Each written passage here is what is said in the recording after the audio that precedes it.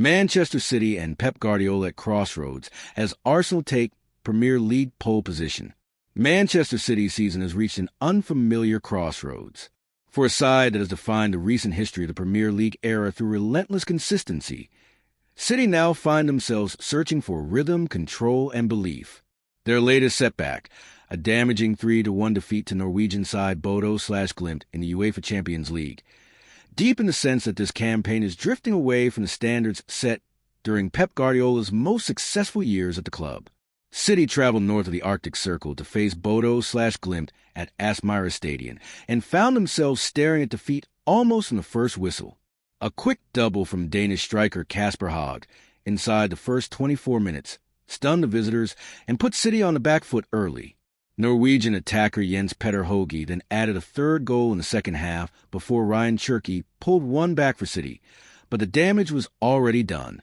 The contest took an even darker turn for City when captain Rodri was dismissed for 2 quick bookings shortly after Cherki's goal, effectively killing off any hopes of comeback.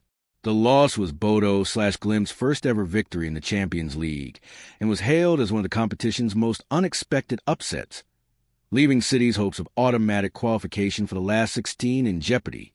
Much of the discussion after the game focused on how this result magnified City's struggles, particularly given that the Premier League champions were without 11 senior players through injury, illness, suspension, or ineligibility on the night. Guardiola refused to hide behind excuses, instead acknowledging that his team just has to find a way out of their current malaise. "It was an incredible opportunity for us," he told ESPN. "The feeling is that everything that can be going wrong is going in many, many details. That is a fact, and you have to try to change it." When it was suggested, his side looked flat. The Catalans scoffed at the notion, insisting the players must find a way to reverse their fortunes. City's only victories in 2026 have come in domestic cup ties against Exeter of League One and Newcastle, a stark return for a team built to dominate on multiple fronts.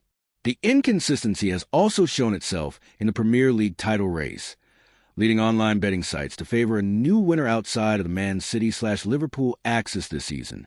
That potential winner, Arsenal, currently sits 7 points clear of City with only 16 games remaining, underscoring how much ground Guardiola's squad must make up if they are to have any chance of reclaiming the title this season. Consistency has always been the foundation of Guardiola's dominance in England.